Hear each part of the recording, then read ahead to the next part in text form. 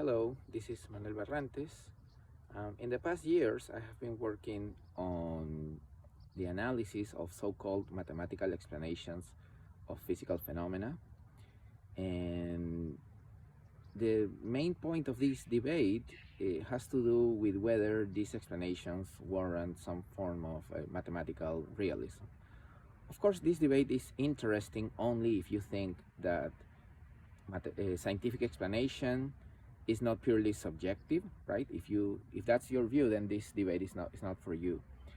But if you do think that scientific explanation actually tracks down objective features of reality, then you might be wondering whether the same reasoning that entitles you to believe in unobservable concrete posits like electrons to explain, for example, corrosion, maybe the same reasoning would also compel you to accept unobservable abstract posits like mathematical objects or properties.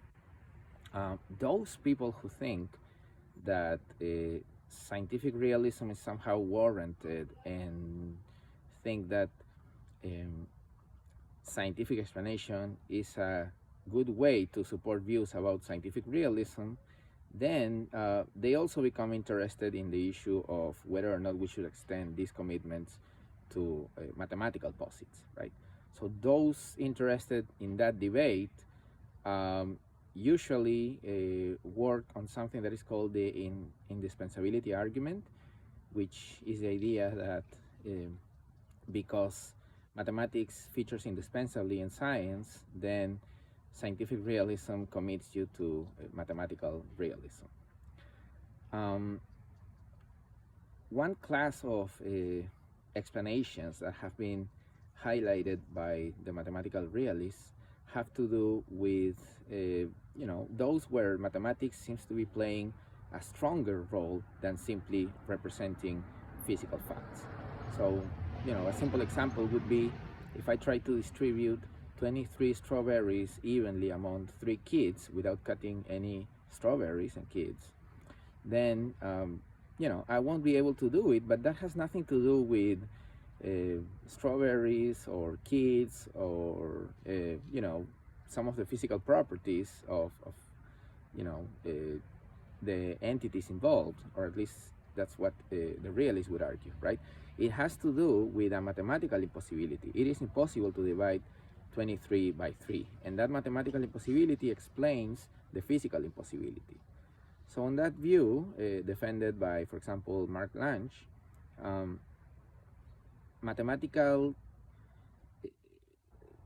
properties constrain what is possible in the physical world.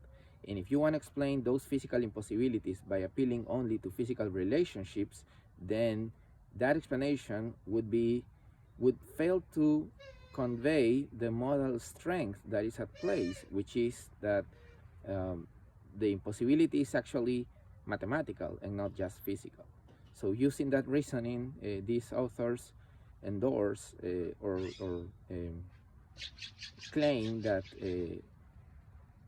the only way mathematics can constrain the physical world is if mathematical properties exist, and they use that to support mathematical realism. I think, however, that that argument is not warranted. You can think of this impossibility as being purely physical as well, right? So imagine that you start distributing the strawberries among the kids, and then they start eating the strawberries as soon as they get them. There's gonna be a point where you're gonna have 3 kids and 2 strawberries, right? And so you give 1 strawberry to 1 kid, and then there's gonna be a point where you have 1 strawberry and you have to divide it to you have to give that 1 strawberry to 2 kids. And that is, well, you can call it mathematically impossible, but what's really happening is that there are properties about strawberries that prevent them to be in 2 places at the same time, right? Some other physical objects might be able to do that, but strawberries can't.